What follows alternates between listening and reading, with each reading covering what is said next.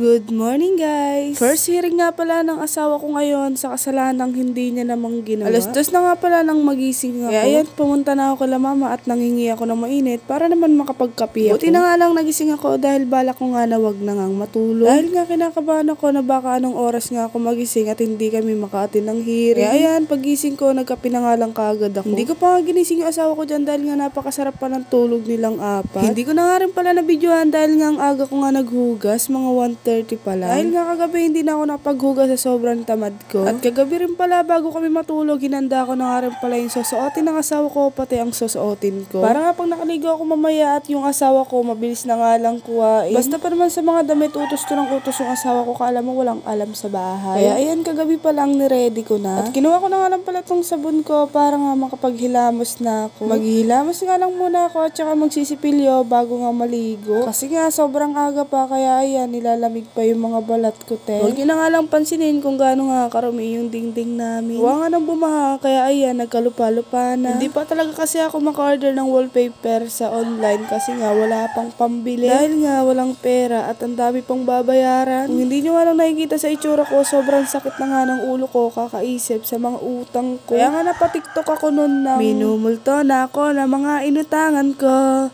Kaya ang gulo, diba? O diba napakanta pa? Stress yan, tre. At pagkatapos ko nga maghilamos, syempre, ayan, nag-tissue muna tayo. At dahil nang nasa labas tong ilaw, kaya ayan, pinasok ko na dito sa may CR para naman may ilaw. Ilaw nga talaga to ng CR at nilalabas ko ka lang tuwing gabi. At dito nga maliligo na nga rin pala ako. Wait a minute, ima-magic ko para mabilis. O diba, magic? Yan nga, outfit check muna tayo. Ito na nga lang muna pansamantala kong susuotin dahil nga wala na talaga akong masuot. At syempre, pagkatapos ko nga maligo at magbihis, ginigising ko na nga rin pala tong asawa ko. Dahil nga matagal nga rin kumilis itong asawa ko. At nung bumangon na nga siya, sinisinturonan ko na nga rin pala siya. Ayaw niya kasing maligo dahil nga daw malamig at alas 4 pa lang ng madaling araw. Maaga ko nga siya pinagbihis para nga kahit paano makatulog pa siya. At dyan nga kinuha ko na nga rin pala tong damit na susuotin. Una nga lang nagbihis sa kanya para nga hindi siya tupaakin dahil napakatupaakin niya. At ayun nga, sabi ko nga sa kanya, mag-hearing outfit check ka nga to. Bakit no? Hearing outfit check. At dito nga nag-retouch lang ako kahit papano para nga maging mukha tayong tao. At alasin ko na nga nang lumabas kami at ayan na nga, papasok na nga itong kapatid ko pati yung pamangkin